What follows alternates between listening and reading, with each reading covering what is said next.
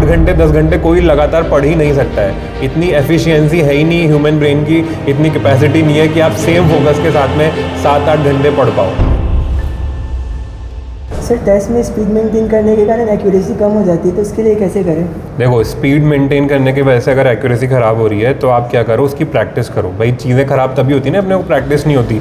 Practice कैसे करोगे? जब आप मॉड्यूल के क्वेश्चन सॉल्व कर रहे हो तो टाइमर लगा लो, टाइमर लगा के क्वेश्चन सॉल्व किया करो। या जो भी तुम मॉक टेस्ट दे रहे हो उनमें भी टाइमर, अपन क्या करते हैं, रूम पे बैठे हैं क्वेश्चन सॉल्व कर रहे हैं, 1 मिनट में अपन एक क्वेश्चन सॉल्व कर लें, ऐसी प्रैक्टिस बना लो। अपन 10-10 मिनट लगा रहे हैं क्वेश्चन सॉल्व कर रहे हैं, उससे नहीं होगा।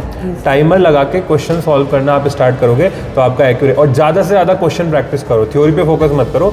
जितने ज़्यादा से ज़्यादा क्वेश्चन प्रैक्टिस आप कर पाओगे उतना ज़्यादा कॉन्फिडेंस आएगा, और कॉन्फिडेंस से एक्यूरेसी अपने आप आएगी। तो इसमें आपको जो स्पीड का प्रॉब्लम है उसके लिए टाइमर लगा के क्वेश्चन प्रैक्टिस करनी है, ठीक है।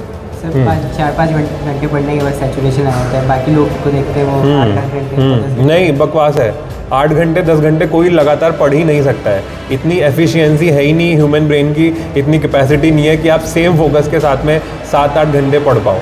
इतना कुछ नहीं है। आपको अगर ये प्रॉब्लम है कि मैं बहुत देर तक लगातार पढ़ रहा हूँ और उसमें मेरे को अगर सैचुरेशन आ रहा है, तो आप ये करो, आप मत इतना लंबा एक टेन्योर लेके चलो, 1.5 घंटे 2 घंटे का बना लो। उसके बाद 5-10 मिनट का गैप ले लो, कहीं घूम लो, कर लो, उसके बाद में फिर वापस से पढ़ने बैठो, उसमें कोई दिक्कत नहीं है, सैचुरेशन नहीं आएगा, ठीक है। सर एग्ज़ाम से पहले एग्ज़ाम के लिए एंग्जाइटी आने लगती है, टेंशन होती है, कभी कभी तबीयत भी ख़राब हो जाती है। ठीक है, तो यार देखो, इसमें भाई क्या मतलब, क्यों डर क्यों लग रहा है कि नहीं, मतलब मैं मार्क्स कम आ जाएंगे, हाँ ये प्रॉब्लम है। देखो, मार्क्स कम आ जाएंगे तो अभी अपने पास में बहुत सारा टाइम है क्वेश्चन प्रैक्टिस करने के लिए, मॉक टेस्ट देने के लिए। और जब वो देते रहोगे ना, test by test, silly mistake कम होंगी। भाई तेरे को कंसेप्ट तो सारे आते हैं, क्लासेस में कंसेप्ट तो अपन ने पढ़े हुए हैं, सिली मिस्टेक्स होती हैं और तेरा कॉन्फिडेंस कम होता है, उसकी वजह से और ज़्यादा सिली मिस्टेक होती हैं। तू अगर पढ़ के गया है तो अपने ऊपर कॉन्फिडेंस रख, टाइम के साथ में वो चीज़ें अपने आप धीरे धीरे कम हो जाती हैं। डरने की इसमें कोई बात नहीं है, ठीक है।